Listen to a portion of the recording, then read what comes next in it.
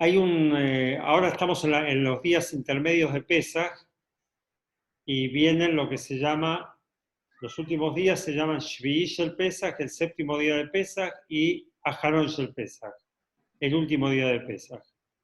Shvi'i Shel Pesaj fue el día que se partió el mar, que definitivamente se sacaron de encima a los egipcios, porque hasta ese momento, bueno, la historia fue que ellos habían pedido permiso para ir a hacer sacrificios para Dios y todo en el desierto, que iban a ir durante 3 días. Esa era la charla con el faraón.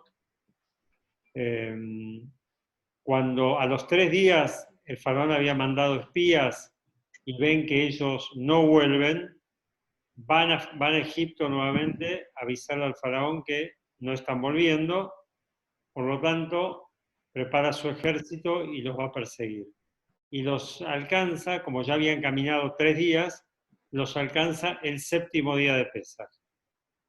Sí, el séptimo día de Pesaj, que fue ahí cuando los judíos estaban con el mar de un lado y los egipcios del otro, y finalmente se abre el mar.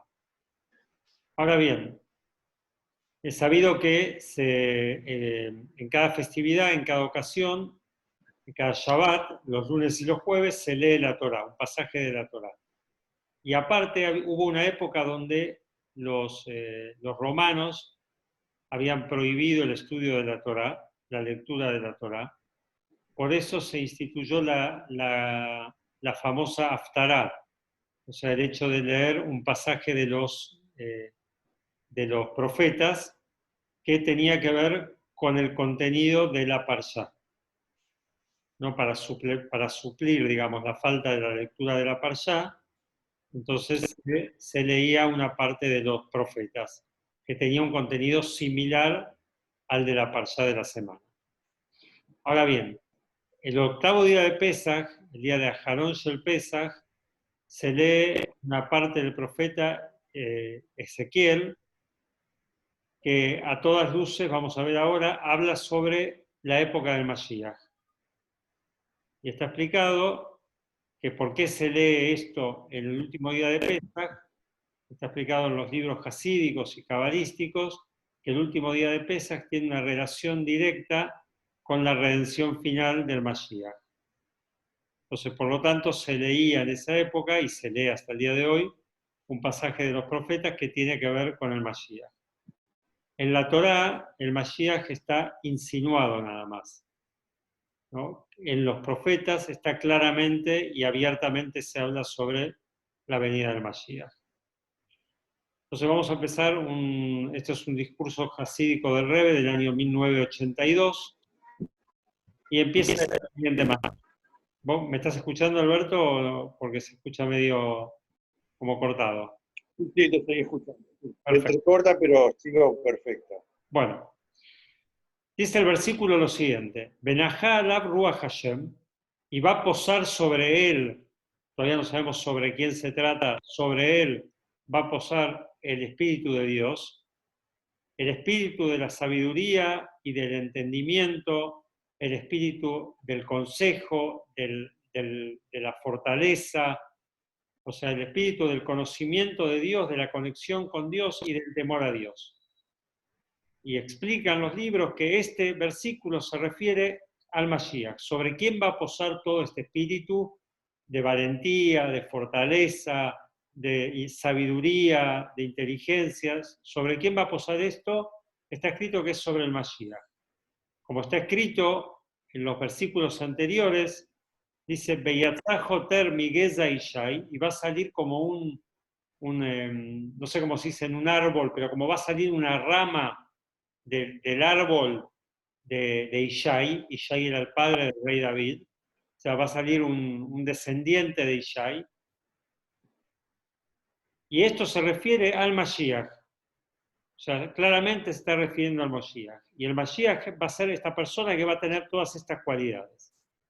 Y como se entiende sencillamente del resto de los versículos que vienen después de este versículo, que todo está hablando de la situación del mundo, cómo va a ser en la época de la venida del Mashiach. O sea, el profeta está profetizando, valga la redundancia, sobre el Mashiach y cómo va a ser la época del Mashiach.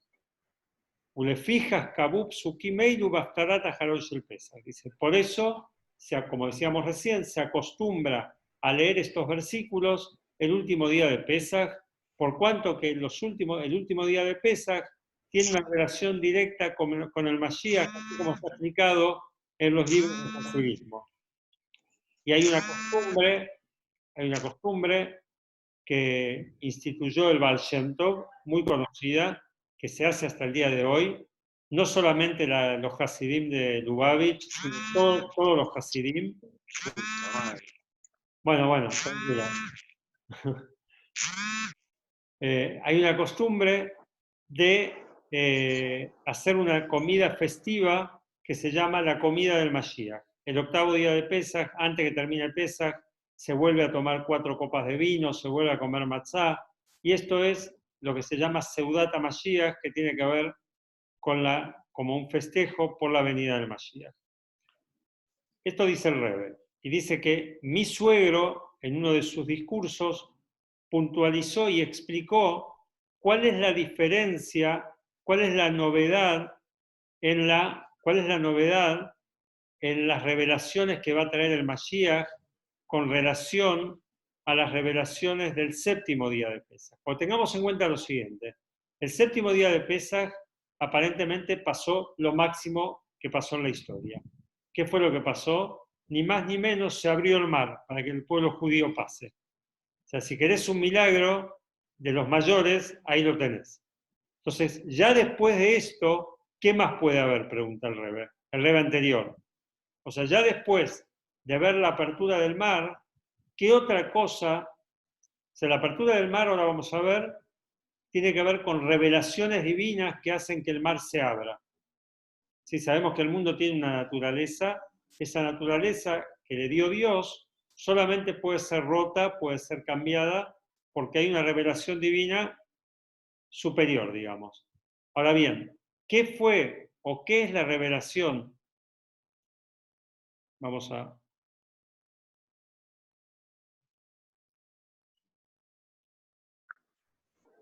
¿Vamos de vuelta, Alberto? Sí. Entonces tenemos que entender cuál es la diferencia entre la revelación divina que hubo el séptimo día de Pesaj y lo que va a ser el Mashiach. O sea, ¿qué más puede haber después de eso? Porque eligió dice, haré a Giluim de Kriyat Yansuf, Shebeshvish el Pesaj, en Giluim Naalim Meot, dice, a priori, las revelaciones divinas que hubo cuando se abrió el mar, el séptimo día de Pesaj, son revelaciones del nivel más alto que uno puede esperar. Y decimos que después de esto viene el Mashiach, o sea, viene una revelación superior. ¿Qué pasó en el mar? Dice que los judíos caminaron en tierra seca dentro del cauce del mar. ¿Sí? El mar se secó para que ellos pudieran pasar. Hay un libro que se llama Likutei Torah, que esto se refiere a la revelación de Atzilut en Bia. Vamos a ver qué significa esto. Es sabido, la Kabbalah explica que hay 4 mundos espirituales, ¿no? El mundo más elevado es Atzilut, y después viene Briá y Etzirá Asiá. Son 4 mundos espirituales hasta que llegamos al mundo de Asiá, que es el mundo nuestro, el mundo de la acción concreta. ¿Vamos? Entonces, ¿qué significa la apertura del mar? Se reveló el mundo de Atzilut, que es totalmente espiritual, acá en este mundo. O sea, se reveló la divinidad en este mundo. ¿Por qué este mundo se llama Atzilut? ¿Por qué se llama el mundo de Atzilut? Porque en hebreo, Etzel es algo que está cerca, algo que está al lado tuyo. Se llama Atzilut, que viene de la palabra Etzel, porque es un mundo que está totalmente conectado con la divinidad. Está conectado, está cerca de Dios, está pegado a Dios. Entonces, ese mundo se reveló en este mundo material. Eso fue lo que ocurrió cuando se abrió el mar. Y más aún dice, está escrito en un libro que se llama Shara Emuná, dice que es una revelación superior a los mundos. O sea, entendamos esto, es un concepto cabalístico. Para que el mundo pueda existir, Dios tuvo que retraer su luz.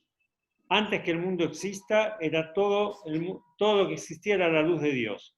Para que el mundo pueda existir y no se consuma y no sea consumido por la luz de Dios, tiene que la luz ocultarse.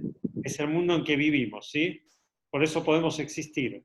Porque Dios está delante nuestro, está en cada lugar. Si lo viéramos abiertamente, si viéramos todo eso abiertamente, como decimos siempre, no podemos vivir, no podemos vivir.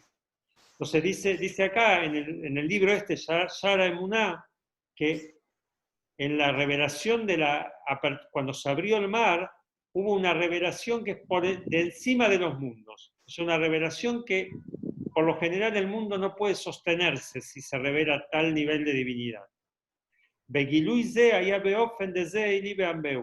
Dice que esta revelación fue tal, esto ya lo dijimos varias veces, que podían señalar a Dios con el dedo. O sea, algo totalmente impensado. Poder verlo a Dios con los ojos, señalarlo, dice. Ze en hebreo es esto. ¿Sí? Este es mi Dios. Lo podían señalar con el dedo. Que cada uno podía mostrar con el dedo y decir esto es. Al punto tal que los sabios dicen que incluso un esclavo, una esclava, o sea que es, digamos, espiritualmente hablando, el nivel más bajo, incluso ellos vieron en el mar, cuando Dios se reveló en el mar, vieron lo que no llegaron a ver los profetas más grandes. O sea, los profetas tienen visiones divinas. Bueno, eso no llega a lo que vio todo el pueblo de Israel en la salida de Egipto. Entonces pregunta el Rebe, si decimos así, que ellos vieron con sus ojos a Dios, ¿qué otra novedad me puede traer el último día de Pesaj? Esto fue el séptimo día de Pesaj. Decimos que el octavo día de Pesaj tiene que ver con el Mashiach. ¿Qué más puede haber que verlo a Dios directamente? O sea, ¿qué otra cosa? Dios se reveló abiertamente. Dios es lo máximo. ¿Qué otra cosa puede haber? Y cuando nos referimos a las revelaciones del octavo día de Pesaj, son las revelaciones que va a haber cuando venga el Mashiach. Entonces, ¿está clara la pregunta? ¿Qué es lo que ellos pudieron ver o qué es lo que vamos a ver cuando venga el Mashiach que sea una novedad respecto a lo que vieron en la salida del mar? Al punto tal que se festeja de una manera especial este último día.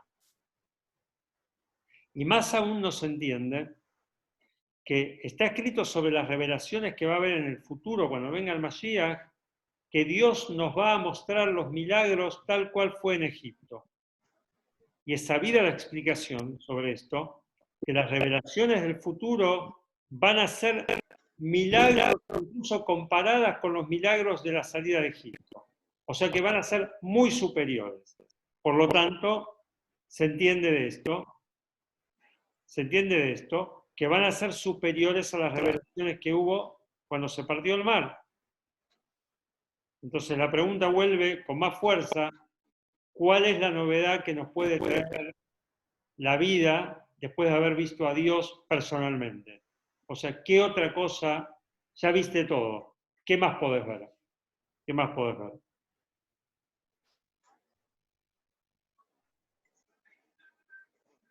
Más aún podemos... Sí, decime, Alberto. No te queda más nada por ver, porque es lo más que podés llegar a pretender. Exactamente, o sea, el mundo, digamos, toda la idea del Mashiach aparentemente es que Dios se revela en el mundo. Bueno, está bien, ya lo vimos eso, ya hubo algo así. Que de hecho está escrito que tanto en la entrega de la Torá en Monte Sinaí como en la partición del mar, es lo que se llama Mein Olam Haba, es parecido a lo que va a ser en el futuro. Pero cuando decimos que es parecido justamente, estamos diciendo que no es lo mismo. O sea, como que hay algo más. Es parecido, no es lo mismo. Bueno, tenemos que entenderlo, tratar de entender qué es lo que hay más que no se vio en ese momento.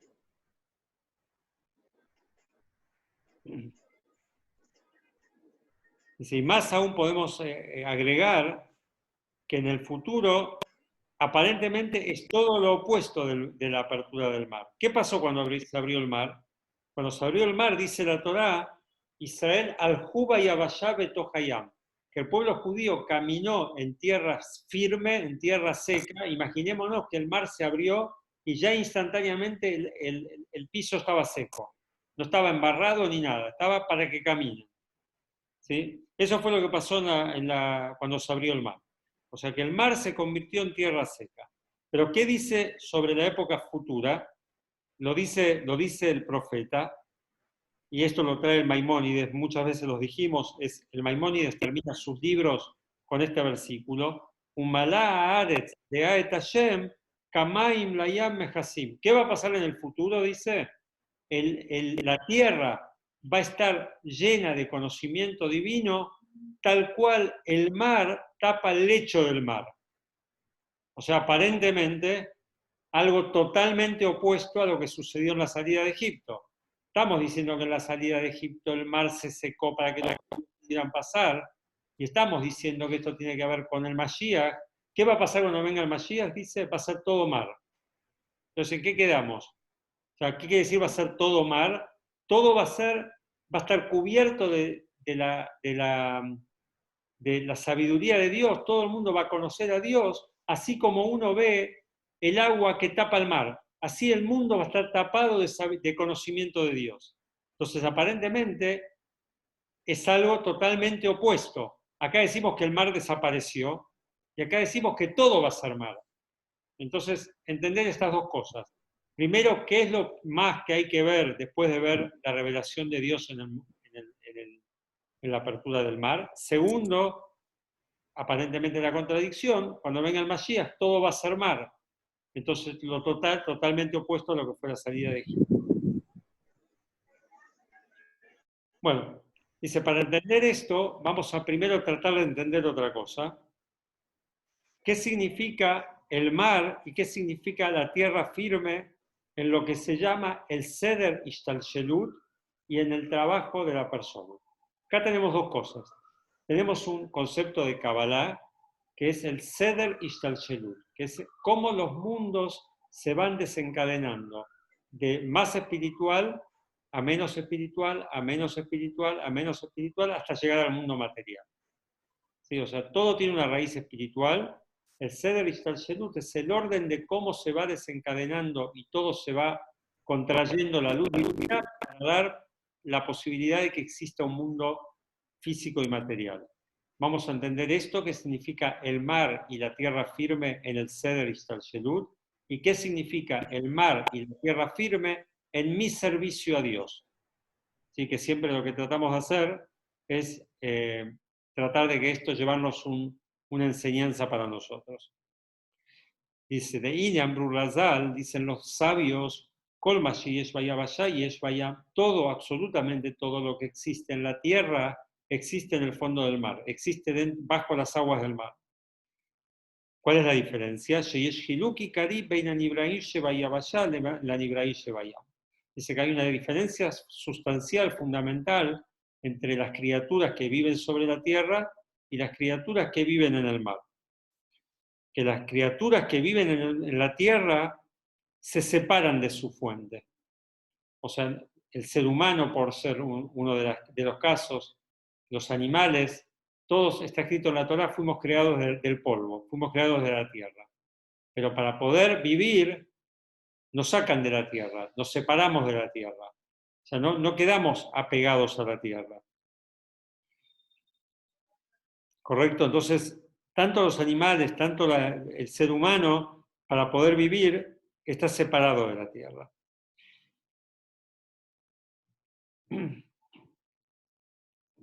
Y justamente cuando llegamos a poder cumplir nuestras funciones como seres humanos, cuando estamos totalmente como separados de la tierra.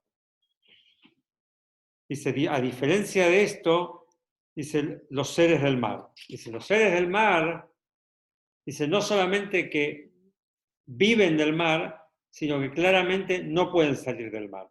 Si un ser del mar, un pez, sale del mar, sabemos lo que pasa, se muere el pez. Tiene que estar constantemente aferrado a su raíz, viviendo en su hábitat natural en donde él nació, en el mar. Si en el momento que salen del mar, se mueren. Como es sabido, la famosa parábola que se cuenta que un pez le dijo a un sabio, ¿para qué quieren ustedes la Torá? O sea, ¿por qué la necesidad tan fundamental de tener la Torá, de vivir con la Torá constantemente? Y el sabio le contestó que es lo mismo que yo le diga al pez que salga del mar. O sea, no se puede despegar un pez del mar, no puede vivir fuera del mar. Del mismo modo, un yehudí no puede estar viviendo sin la Torá. Dice, y así como es en los mundos inferiores, así es en los mundos superiores. Que dijimos recién que hay un Seder Ishtalshelut, ¿no? Que todo tiene una causa espiritual, una raíz espiritual. Que hay dos niveles, dice. Tenemos el mundo oculto y el mundo revelado. Que las criaturas que viven en el mundo oculto están constantemente sintiendo la relación que tienen con su fuente. O sea, lo voy a decir de afuera así más clarito. Siempre decimos que en este mundo es un mundo que está revelado. Para nosotros está revelado. Y para nosotros los mundos espirituales están ocultos. Dios está oculto. Ahora bien, ¿qué sucede en esos mundos ocultos? En esos mundos ocultos, para nosotros ocultos, todos los seres que viven en esos mundos, ellos sienten la relación con su creador. Ellos tienen, es como los peces con el mar, entienden que no pueden estar separados de su creador, de su fuente de vida. Dios es la fuente de vida, ellos entienden, están conscientes que tienen que estar conectados con su fuente de vida.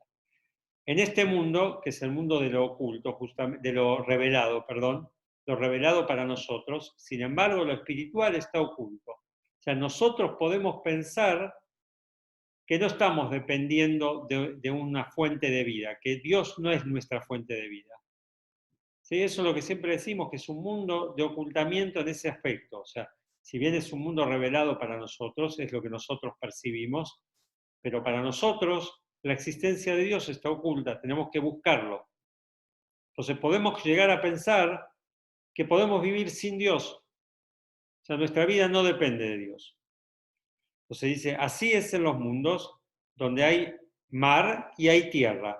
Está el ser que entiende que tiene que vivir conectado a su fuente de vida, que son los mundos espirituales, y estamos nosotros que nos podemos engañar y pensar que no necesitamos de la vida espiritual, sino que podemos como ser independientes de la vida espiritual. Y dice, lo mismo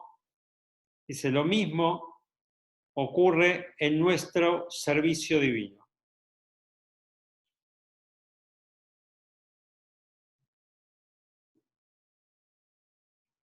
Tenemos un servicio divino donde nosotros percibimos que todo lo logramos nosotros. Por ejemplo, en el estudio de la Torá. En el estudio de la Torá decimos que la Torá no está en el cielo. Así está escrito un versículo en el último libro de la Torá lo bashamayimi, no está en el cielo la Torá. Cuando uno piensa que la Torá es algo que está alejado de nosotros, nada más lejos de la realidad. La Torá no está en el cielo. Y también el cumplimiento de las mitzvot son cosas materiales y lo hacemos con una fuerza material, o sea, con nuestra fuerza física. Son cosas mundanas, cosas materiales. Que por eso, dice, la persona fue creada como un ente que se siente independiente de su fuente. Y nuestra alma bajó a este mundo, que es un mundo muy, muy, muy bajo espiritualmente. ¿Para qué? Vino a este mundo para cumplir con su misión. ¿Y cuál es la misión que tenemos que cumplir? Revelar la divinidad en este mundo. Y el principio del servicio, hay dos maneras de servir a Dios. Está la manera de servir a Dios que se llama itkafia, y está la manera de servir a Dios que se llama itafja. ¿Qué significa esto? Itkafia es doblegar nuestro instinto. A veces hacemos las cosas porque queremos conectarnos con Dios y lo hacemos a la fuerza, o sea, no estamos convencidos de lo que hacemos, pero sin embargo, y es válido, y es el primer paso, hacemos nuestro servicio a Dios como obligados, ¿no? Como cuando uno educa a un chico, lo obligas a hacer algo, aunque él no entienda que es por su bien. Con el paso del tiempo y con el estudio y con la meditación, uno puede llegar a dar vuelta a las cosas, a realmente sentir y querer hacer el servicio a Dios, ¿sí? O sea, no que sea como una fuerza que hay que hacer, sino como que es algo natural en la persona. Dice acá, convertir lo amargo o lo difícil en dulce, en algo natural, convertirlo en algo natural. Igual una vez que lo convertís en algo natural, ya te piden que pases a otro nivel de servicio donde seguís trabajando, obviamente. No se conforman con eso. Entonces decimos que hay dos tipos de servicio. Tenés el servicio que tiene que ver con el cumplimiento de la Torah y las mitzvot, y tenés el servicio, por otro lado, que tiene que ver con el servicio de la tefilá, con el rezo. El rezo tiene que ver con la conexión de la persona con Dios. Al punto tal se conecta la persona con Dios, igual que el pez se conecta con su fuente. O sea, una persona puede conectarse a través de la tefilá, a través del rezo con Dios, y entender y captar su dependencia de Dios, igual que el pez entiende que él tiene que vivir en el mar. Igual que en los mundos espirituales, los seres que viven en esos mundos entienden que la fuente de vida de ellos es Dios. Entonces, como que estamos viendo así, tenemos un mundo que es como lo que sería el mar, y tenemos un mundo que es lo que sería la tierra firme. O sea, tenemos un mundo donde está todo revelado, que es la tierra firme. Tenemos el mundo donde está todo oculto, que es lo similar al mar. ¿Qué pasó cuando se salió de Egipto? El séptimo día de la salida de Egipto se reveló lo oculto en nuestro mundo. O sea, la gente vio directamente a Dios. Ahora bien, para responder la pregunta que hicimos, vamos a tratar directamente de responder la pregunta: ¿cuál es la diferencia entre las revelaciones que hubo en el momento de la partición del mar y lo que va a ser en la época del Mashiach? Dice, esta es la diferencia, aclaro que me estoy salteando una parte, esta es la diferencia entre las revelaciones en el mar y lo que va a suceder en el futuro. De Ahidush de Kriyat Yansuf, Israel que la novedad que hubo en la apertura del mar, que los Yehudim caminaron en el mar, en tierra firme, significa que incluso en las cosas que yo puedo llegar a captar y entender, Nirgash Bahem, Beat Beofen de Reía, Añan Shelemala Masaga. Acá tenemos como una contradicción, siempre esta contradicción. ¿Cuál es la contradicción eterna? La contradicción eterna es que a vos, a mí, ser humano limitado, te piden que trates de entender a Dios. O sea, te piden una utopía, porque es ilimitado. Dios es ilimitado, entonces te están pidiendo algo que no existe. Entonces dice que ¿qué fue lo que sucedió cuando se abrió el mar? Que incluso en todos los conceptos que nosotros podemos entender y que tienen que ver con los mundos limitados, pudieron sentir al punto tal de ver la conexión con Dios. Pudieron ver a Dios, no solamente sentirlo, sino verlo. O sea, todo lo que ellos no podían captar, más que con el pensamiento, lo pudieron ver. Incluso más de lo que pueden captar con el pensamiento. Como dijimos antes, ¿sí? Como dijimos antes, que hay uno de los comentaristas que dice que en el momento que se abrió el mar, se vieron revelaciones que son superiores a los mundos. Entonces, ¿qué es lo que pasó en ese momento? Ellos pudieron ver. Ahora bien, siempre se dice, está escrito en el Talmud, que Eino Domé Reía Leshmia. No es lo mismo ver algo que escuchar sobre algo. Si a vos te cuentan algo, vos podés descreer de eso. Te contaron algo, te contaron. Bueno, vos podés creer, si te parece lógico lo vas a creer, si te parece que no es lógico, tal vez no lo crees, depende de quién te lo cuenta, depende de la confianza que te tenés y demás, pero como sea, no es lo mismo que cuando vos ves algo. Cuando vos ves algo, no tenés dudas que eso existe, lo estás viendo. Bueno, acá dice que hay algo superior a eso todavía. O sea, vos podés ver algo, que eso fue lo que sucedió en el mar. Ellos vieron a Dios y lo señalaron con el dedo. Ahora preguntamos, ¿qué otra cosa puede haber más que esto? A ver, Alberto, si se te ocurre algo, que vos siempre sos de los que se te ocurre algo, ¿qué puede haber más que verlo a Dios? La respuesta es simple, yo creo que la vas a sacar, a menos que estés muy relajado. No, yo creo que más que verlo puede ser sentirlo, sentir lo que Dios puede hacer en ese momento por ellos. Estás cerca, seguí un poco, dijiste, más que verlo, Porque, sentirlo. porque es como que es el dueño de todo el mundo, o sea, él determinó que se abra el mar y eso fue para ellos una revelación tremenda, más que verlo, porque fue ver su poder. Está bien, pero lo vieron a él, ¿sí? O sea, la pregunta es, ¿qué otra cosa puede haber más que verlo? Vos me estás diciendo sentirlo.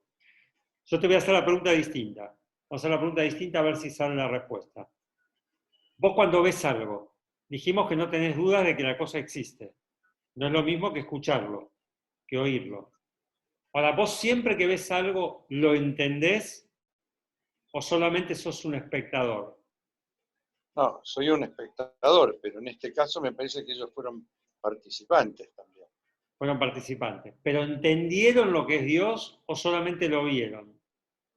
No, entendieron, porque que se abra de algo tan significativo que para ellos era la libertad, tenía que ser algo grandioso, ¿no? O Bueno, sea, eso estamos ahí de acuerdo. Vamos igual antes que termine el tiempo, vamos a cerrarlo. O sea, ellos vieron a Dios, de hecho, como dice, lo señalaron con el dedo y vieron mucho más de lo que los grandes profetas vieron, pero la diferencia con lo que va a ser en el Mashiach es la siguiente.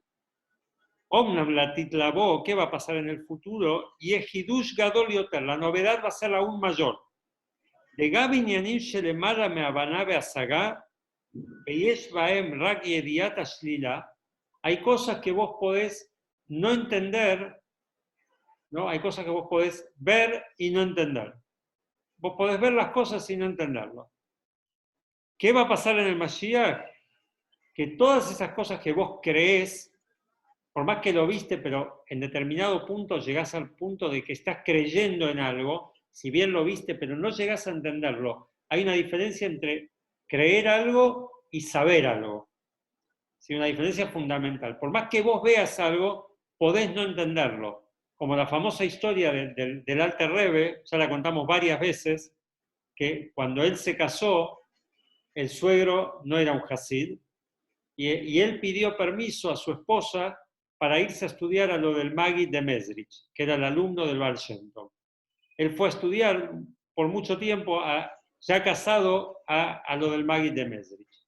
Cuando volvió a Lituania, que era su lugar de origen, que ahí no eran Hasidim, en Lituania, en Vilna, no eran Hasidim, y el suegro de él tampoco lo era, le preguntó, ¿qué aprendiste en Mesrich? ¿Qué es lo que necesitaba Siria aprender? Entonces él dijo, aprendí que existe Dios. Entonces el suegro llamó a la criada y le dijo, escúchame, ¿Dios existe? Le dijo, seguro que existe. Entonces le dijo, ¿ves? Ella también sabe que existe. Dice, no. Ella cree que existe. Yo sé que existe. Bueno, la diferencia que va a haber cuando venga el Mashiach es que no solamente vamos a ver a Dios, sino que lo vamos a entender, que es una diferencia fundamental. O sea, por eso es que se marca el día del Mashiach como algo superior incluso a la salida de Egipto. Porque la pregunta era, ¿qué más podemos ver ya que verlo a Dios directamente? ¿Sabés que podés más que eso? Entenderlo. Entenderlo. No solamente verlo, o sea, tenemos oír algo que podés tener dudas al respecto, tenés ver algo que no tenés ninguna duda al respecto, pero de ahí a entenderlo hay un largo trecho. Bueno, eso es lo que va a suceder con la venida del Mashiach. Y esto es lo que festejamos el octavo día de Pesaj. Entonces dice que el octavo día de Pesaj, el que quiere, el que se conecta, puede sentir la revelación del Mashiach. Dice que en el mundo está la revelación del Mashiach. Por eso hay una costumbre que si querés puedes hacerlo en tu casa tranquilamente, de tomar 4 copas de vino, de comer matzá, de pensar en cosas buenas, obviamente, que tengamos todas buenas noticias, buenas salud ante todo, familia, parnasá, que estemos todos, si Dios quiere, sanos y pudiendo vernos dentro de pronto personalmente. Y bueno, y con el Mashiach y poder realmente completar eso que los judíos vieron cuando salieron de Egipto de una manera superior inclusive. Correcta. Bueno, muchísimas gracias.